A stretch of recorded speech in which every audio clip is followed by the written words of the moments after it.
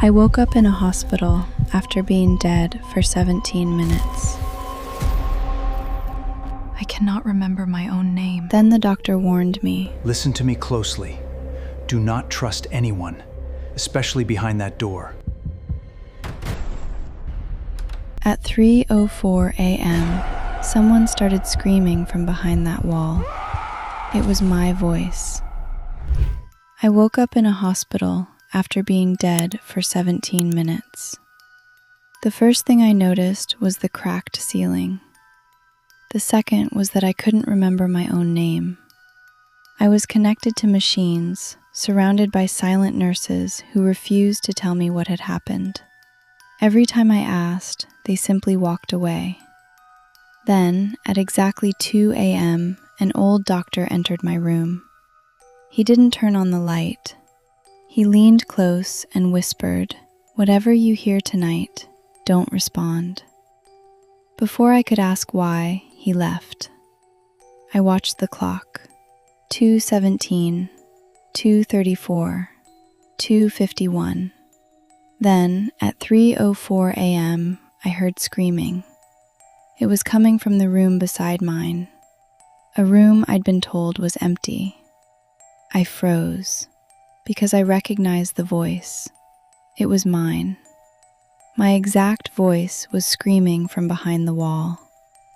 I covered my mouth and stayed completely silent. The screaming grew louder, then suddenly stopped. Just before sunrise, the doctor returned.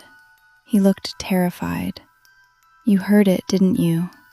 I nodded. "What is in that room?" He sat beside my bed.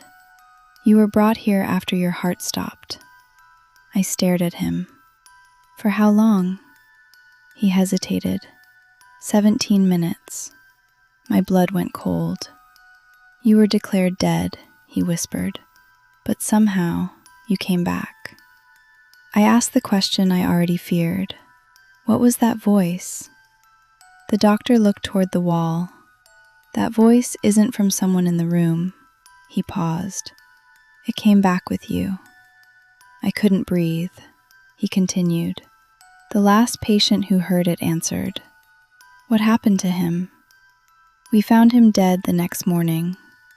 Then, knock. One slow knock came from the room next door. The doctor froze. Knock, a second, then a third. He stood up immediately. "Don't answer."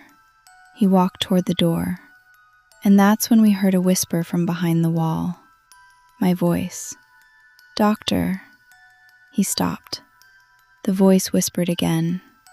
"She remembers." I looked at the doctor. His face had gone completely pale, because I suddenly remembered something. My name, my accident, and what happened before I died. I hadn't been alone when my heart stopped. Something had been standing beside me, something I had invited in. Then the voice behind the wall whispered my name. The doctor ran. I stayed frozen in bed. The knocking continued. Every night since then, 3 slow knocks. And sometimes my own voice whispers from the other side, "Please, let me out." I never answer, because now I know the truth.